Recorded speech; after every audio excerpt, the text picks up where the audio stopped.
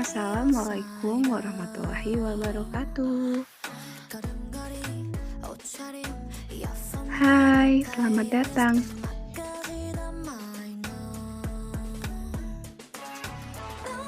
Kami dari kelompok 1 yang beranggotakan Tika Wulandari Nursani dengan NPM 172, Naufal Ali Ahmad dengan NPM 082, Rosita Dewi dengan NPM 078, dan Eva Putri Mayasari dengan NPM 065. Di sini, kelompok kami akan mempresentasikan mata kuliah Apresiasi Sastra Indonesia yang diampu oleh dosen Ibu Ari Rohmawati MPD dengan judul materi Karya Sastra. Berikut hal yang akan kelompok kami paparkan mengenai pengertian karya sastra, fungsi karya sastra, dan ciri-ciri karya sastra. Yang pertama, pengertian karya sastra yang akan dijelaskan oleh rekan saya, Naufal Ali Ahmad. 1. Pengertian karya sastra.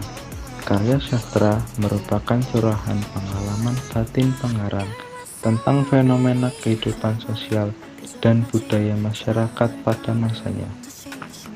Karya sastra adalah ciptaan yang disampaikan dengan komunikatif tentang maksud penulis untuk tujuan estetika.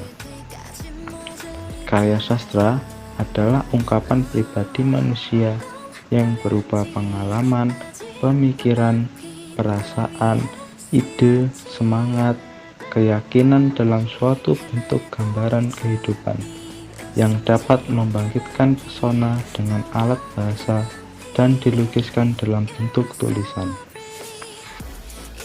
Jakob Sumarjo dalam bukunya yang berjudul Apresiasi Kesustraan mengatakan bahwa karya sastra adalah sebuah usaha merekam isi jiwa sastrawannya.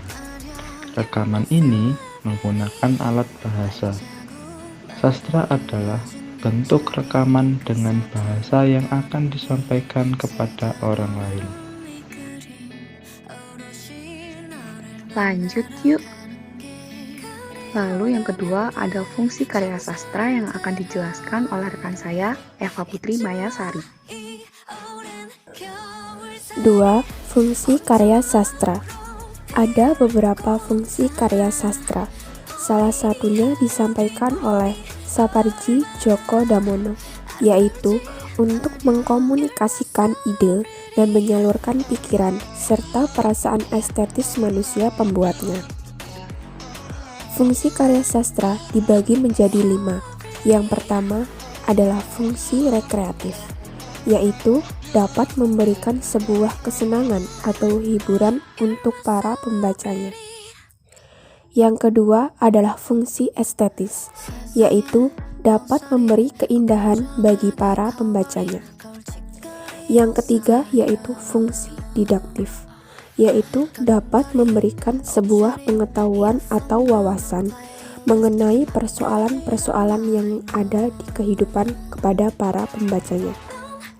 Yang keempat adalah fungsi religius, yaitu dapat menghadirkan nilai ajaran keagamaan di dalamnya yang dapat diteladani oleh para pembacanya.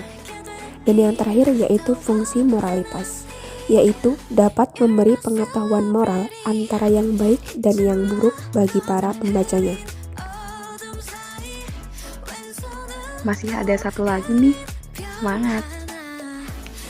Dan yang terakhir, ciri-ciri karya sastra yang akan dijelaskan oleh rekan saya, Tika Wulandari Nursani.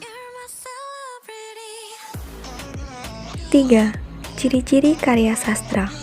Yang pertama, bentuk karya sastra baru berupa puisi bebas dan kontemporer seperti cerpen, novel, dan drama Indonesia.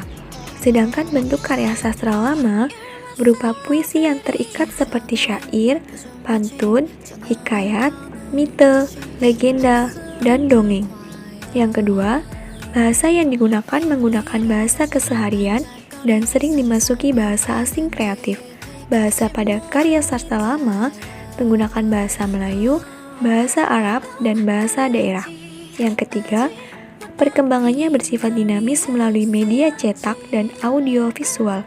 sedangkan pada karya sastra lama, perkembangannya secara statis dan disampaikan lisan secara turun-temurun.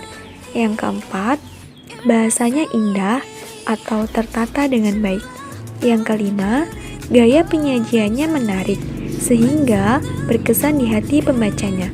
Yang keenam, isinya menggambarkan manusia dengan berbagai persoalannya.